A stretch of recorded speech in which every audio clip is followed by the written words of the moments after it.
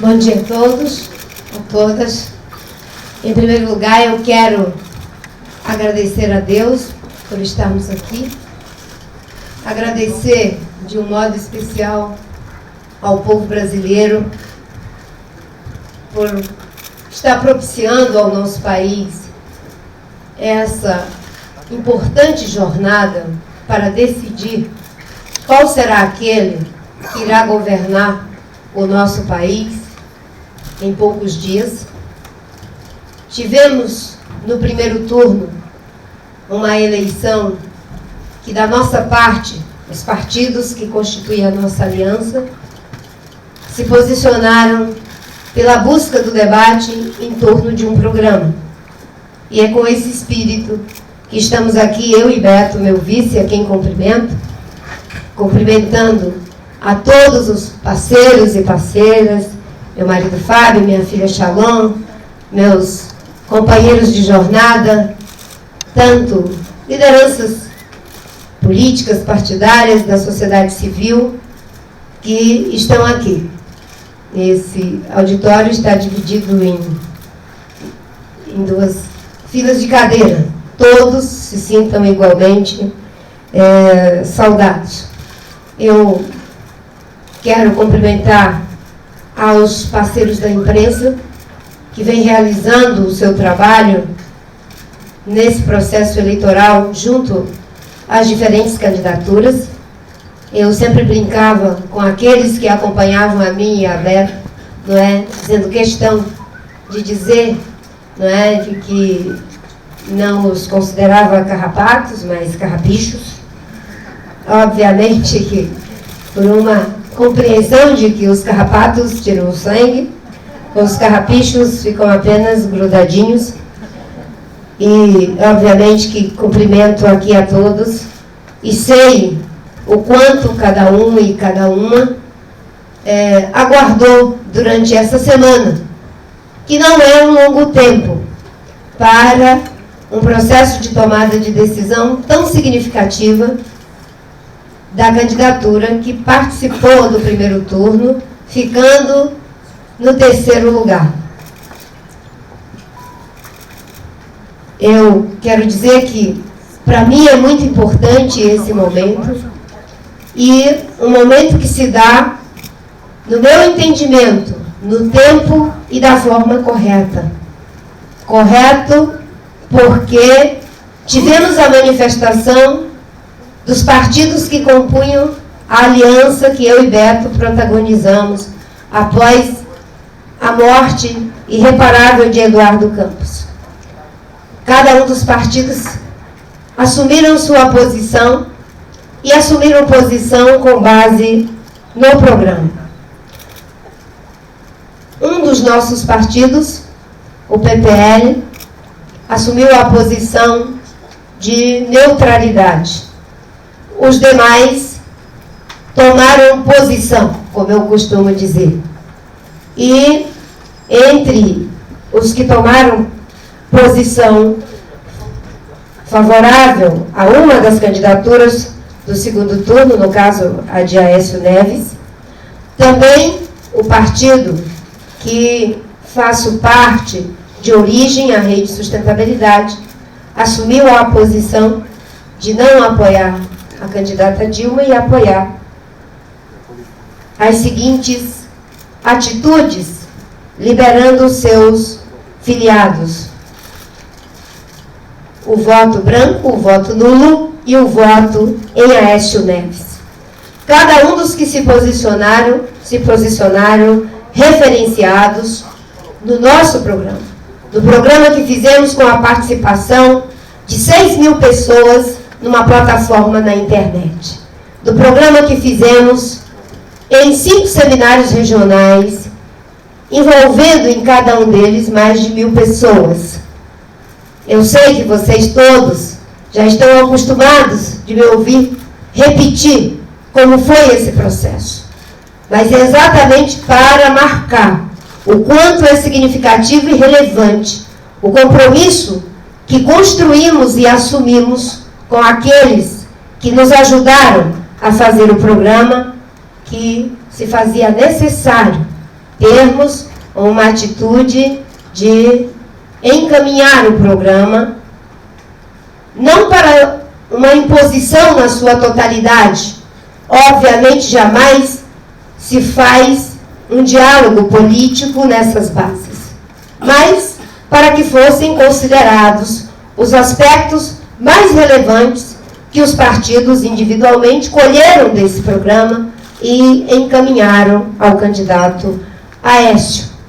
A minha posição, nesse momento, tem o lastro daqueles que me empoderaram para liderar a campanha política no primeiro turno. E respaldada por esse lastro, após conversar com muitas pessoas, após refletir sobre o momento importante que o nosso país está vivendo, venho aqui manifestar a minha posição. A minha posição como alguém que sabe que tem a responsabilidade de quem teve mais de 20 milhões de votos. A minha posição de alguém que tem a magnitude, a profundidade do momento que o nosso país está vivendo. E ela não poderia ser diferente da compreensão que passo a ler. Ontem, em Recife, o candidato Aécio Neves apresentou o documento Juntos pela Democracia, pela Inclusão Social e pelo Desenvolvimento Sustentável. Quero de início deixar claro que entendo esse documento como uma carta compromisso com os brasileiros, com a nação. Rejeito qualquer interpretação de que seja dirigida a mim em busca de apoio.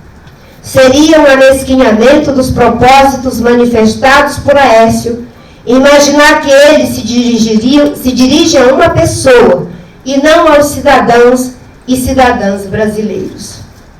E seria um equívoco absoluto e uma ofensa imaginar que me tomo por detentora de poderes que são do povo, ou que poderia vir a ser individualmente destinatária de promessas ou compromissos. Os compromissos explicitados e assinados por Aécio têm como única destinatária a nação, e a ela deve ser dada a satisfação sobre seu cumprimento.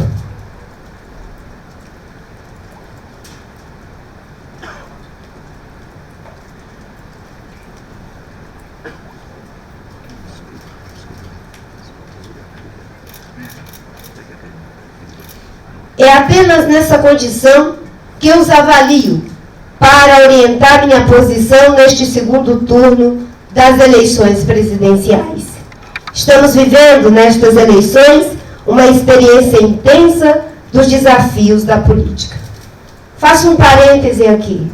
Para além das experiências intensas do desafio da política, a experiência que tivemos que viver, nossos partidos, e principalmente o PSB, da perda de uma pessoa que liderava e sobre a qual tínhamos o referencial do início dessa jornada, que foi a morte prematura de Eduardo Campos.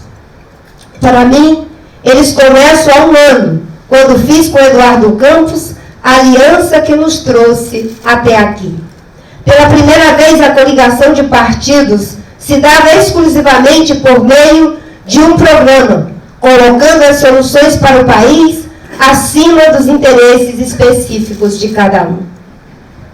Em curto espaço de tempo, e sofrendo os ataques destrutivos de uma política patrimonialista, atrasada e movida por projetos de poder pelo poder, mantivemos nosso rumo, amadurecemos, fizemos nossa política na prática. Os partidos de nossa aliança tomaram suas decisões e as anunciaram. Hoje estou diante de minha decisão como cidadã e como parte do debate que está estabelecido na sociedade brasileira.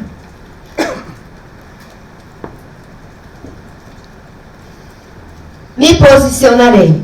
É o que estou fazendo agora. Prefiro ser criticada, lutando por aquilo que acredito ser melhor para o Brasil, do que me tornar prisioneira do labirinto da defesa do meu interesse próprio, onde todos os caminhos e portas que percorresse e passasse só me levariam ao abismo de meus interesses pessoais. A política, para mim, não pode ser apenas, como diz Bauman, a arte de prometer as mesmas coisas.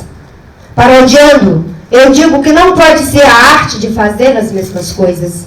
Ou seja, as velhas alianças pragmáticas desqualificadas sem o suporte de um programa a partir do qual dialogar com a nação. Vejo no documento assinado por Aécio mais um elo no encadeamento de momentos históricos que fizeram bem ao Brasil e continuaram e constituíram a plataforma sobre a qual nos erguemos nas últimas décadas. Ao final da presidência de Fernando Henrique Cardoso, a sociedade brasileira demonstrou que queria alternância de poder, mas não a perda da estabilidade econômica.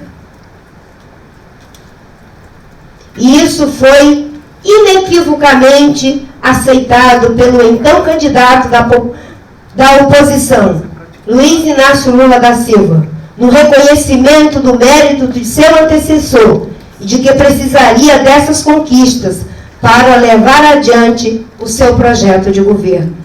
Agora, novamente, temos um momento em que a alternância de poder fará bem ao Brasil. E o que precisa ser reafirmado é o caminho dos avanços sociais, mas com gestão competente do Estado e com estabilidade econômica, agora abalada com a volta da inflação e a insegurança trazida pelo desmantelamento de importantes instituições públicas. Aécio retoma o fio da meada de forma virtuosa e corretamente manifesta-se na forma de um compromisso forte, a exemplo de Lula em 2010, que assinou compromissos com a manutenção do Plano Real. Em 2002, que assinou compromissos com a manutenção do Plano Real, abrindo diálogo com os setores produtivos.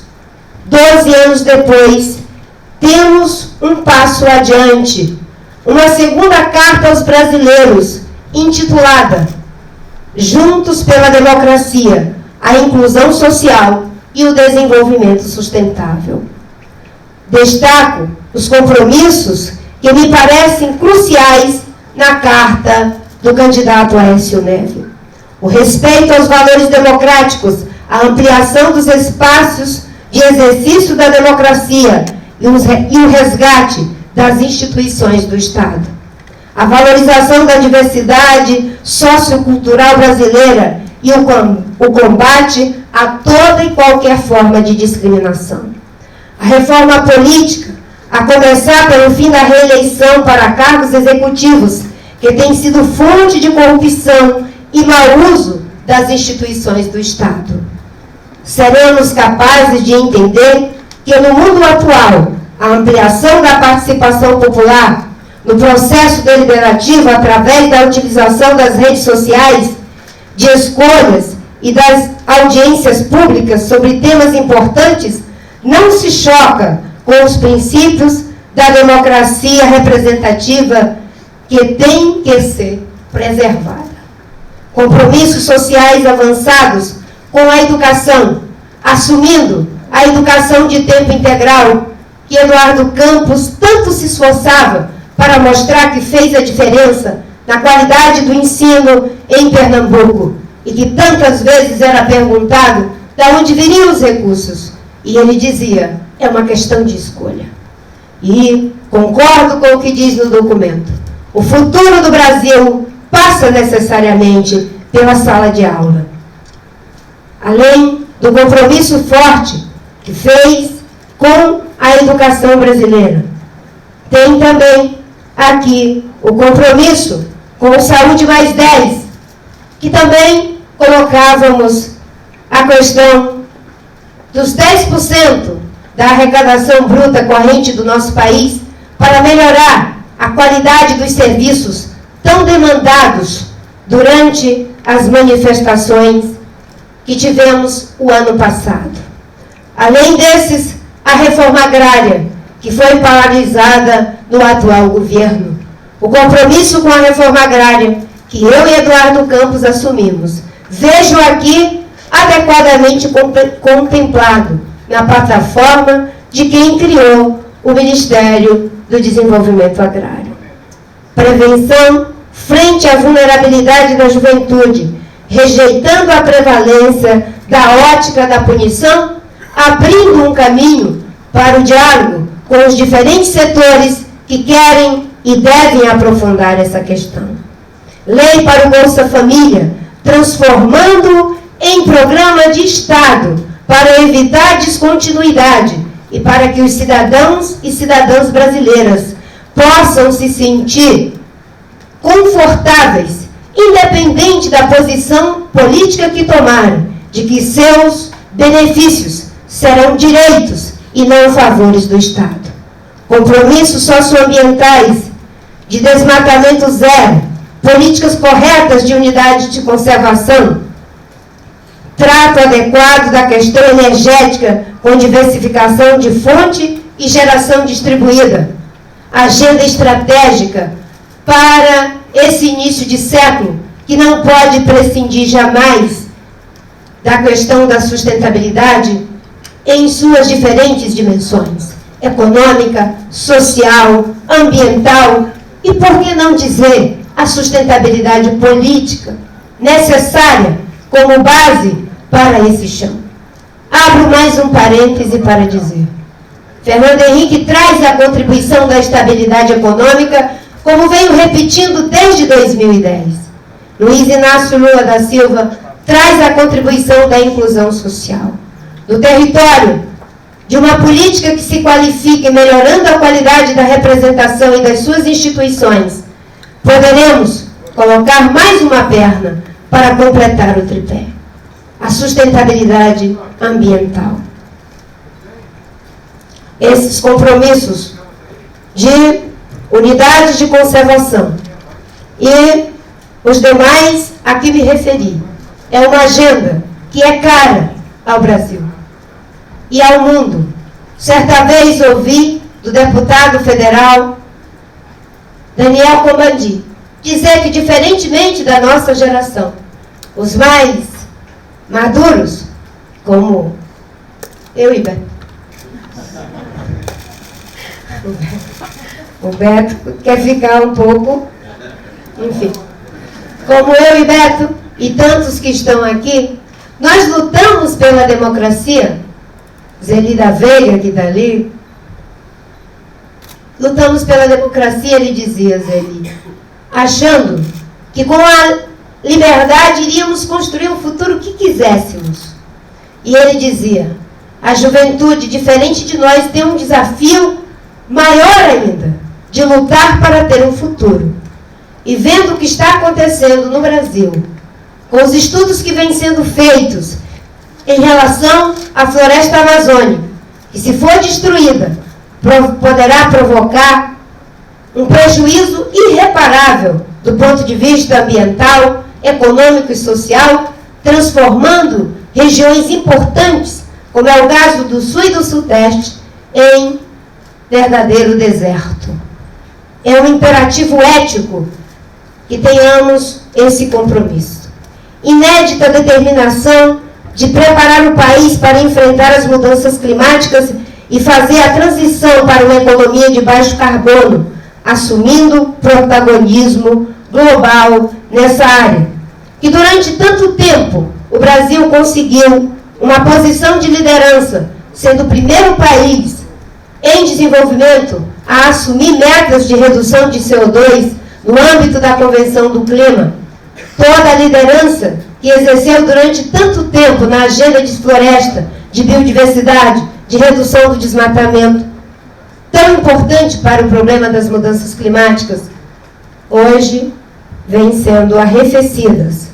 Manutenção das conquistas e compromissos de assegurar os direitos indígenas de comunidades quilombolas e outras populações tradicionais, manutenção da prerrogativa do Poder Executivo na demarcação de terras indígenas, compromissos com as bases constitucionais da Federação, fortalecendo estados e municípios e colocando o desenvolvimento regional como eixo central da discussão do Pacto Federativo, fundamental para que possamos dialogar com esse Brasil profundo, mas esse Brasil que jamais poderá perder a perspectiva da sua unidade social, cultural, econômica e, principalmente, o encontro consigo mesmo. Finalmente, destaco o apoio e apelo à união do Brasil e à busca de consenso para construir uma sociedade mais justa, democrática, decente e sustentável. Entendo que os compromissos assumidos por Aécio são base sobre a qual o país pode dialogar de maneira saudável sobre seu presente e futuro. É preciso, e faço um apelo enfático nesse sentido, que saiamos do território da política destrutiva para conseguir ver com clareza os temas estratégicos para o desenvolvimento do país e com tranquilidade para debatê-los, tendo como horizonte o bem comum.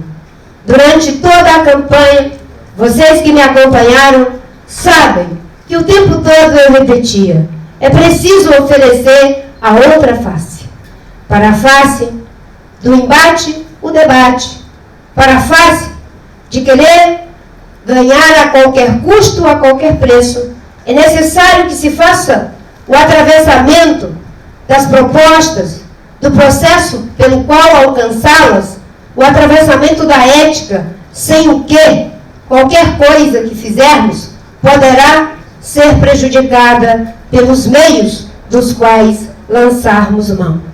Não podemos mais continuar apostando no ódio, na calúnia, na desconstrução de pessoas e propostas apenas pela disputa de poder que dividem o Brasil.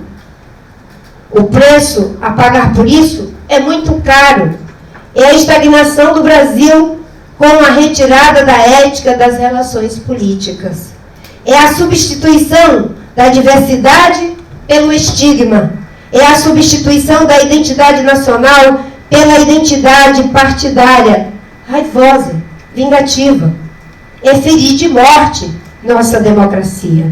Chegou o momento de interromper esse caminho que não é virtuoso e que pode ser suicida. E apostar, mais uma vez, na alternância de poder sob a batuta da sociedade, dos interesses do país e do bem comum. É por esse sentimento que, tendo em vista os compromissos assumidos por Aécio Neves, declaro o meu voto e o meu apoio à sua candidatura. Votarei em Aécio e o apoiarei. Votando nesses compromissos, dando um caráter de confiança à sinceridade de propósito do candidato e de seu partido. E, principalmente, entregando à sociedade brasileira a tarefa de exigir que sejam cumpridos. Faço essa declaração como cidadã brasileira, independente de continuar livre e coerentemente, que continuará livre e independentemente suas lutas e batalhas no caminho que escolheu. Não estou com isso fazendo nenhum acordo ou aliança para governar. O que me move é minha consciência e assumo a responsabilidade pelas minhas escolhas. Meus amigos, minhas amigas, que estão aqui, da Rede, do PSB, do PPS, do PPL, dos diferentes partidos que constituíram a nossa aliança. Sei que temos nosso deputado Miro Teixeira, alguns não conseguiram chegar aqui, Elisiane, deputado Carlinhos Bezerra, meu amigo, Igreia, deputado do Rio Grande. Vários, eu não estou com a nominata aqui, mas sintam-se todos nominados. Aqui não é um ato partidário, até porque esperei que os partidos se manifestassem. Muitos disseram que, se os partidos já tinham se manifestado, a minha declaração já não teria mais tanta força. Não vejo que força poderia ter. A minha declaração, se não fosse calçada por aquilo que os partidos se determinaram a fazer. Declarar seus apoios em função de um programa. Como alguém que protagonizou esse programa, a minha declaração agora se constitui mais forte. Porque Aécio corretamente interpretou o que está acontecendo no Brasil nas últimas décadas. E a exemplo do que já foi feito no passado, onde um candidato que representava a mudança, qualificou essa mudança com novas propostas, mas assumiu o compromisso de que manteria aquilo que já foi conquistado. Novamente, a história faz com que a gente possa acreditar que progressivamente estamos avançando. E, no segundo turno, como não pode ser diferente, ficam apenas 2 candidaturas. E o compromisso assumido, no meu entendimento, faz o diálogo à altura do que aconteceu em 2002. Agora, se dispondo a recuperar os fundamentos da política macroeconômica que estão se desconstituindo e de manter as conquistas sociais, aperfeiçoá-las, aprofundá-las, assumir o compromisso com a sustentabilidade, se abrir ao diálogo para que o nosso país possa fazer o melhor uso da sua prosperidade, transformá-la em bens e serviços para melhorar a qualidade de vida do nosso povo e a proteção dos nossos recursos naturais. Muito obrigada.